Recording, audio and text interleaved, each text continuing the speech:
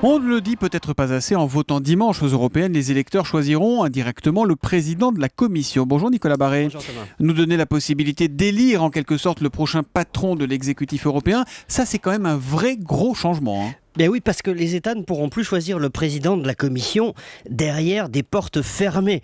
Ils devront tenir compte du verdict des urnes et proposer un candidat capable d'obtenir la majorité au Parlement. Alors, selon le vote de dimanche, ce sera un conservateur, un libéral ou un social-démocrate. Enfin, quoi qu'il arrive, il aura plus de poids et de légitimité.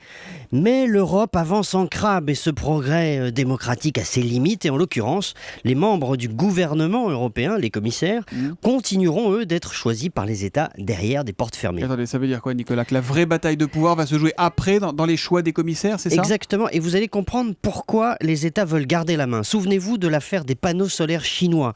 On avait accusé l'Europe de naïveté. Que s'est-il réellement passé? Eh bien, c'est pas le commissaire au commerce qui était naïf. Au contraire, c'est lui qui avait monté le dossier contre la Chine, qui l'avait menacé de sanctions.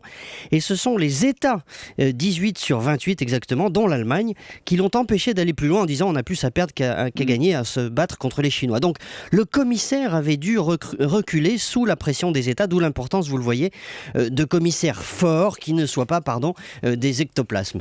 Bon, la nouvelle commission, on va donc avoir un président qui aura plus de poids, mais des commissaires, un gouvernement, donc vous le disiez, qui restera à la botte des États. C'est ça le risque en fait? Oui, donc on peut espérer que le président de la commission ait un peu plus de colonne vertébrale que Barroso. Vous me direz, ça n'est pas très difficile, mais pour les commissaires, rien n'est joué. Il faut qu'ils aient une vraie vision de l'économie, que le futur commissaire à la concurrence, par exemple, n'empêche pas la création de champions industriels européens au nom de je ne sais quel a priori idéologique.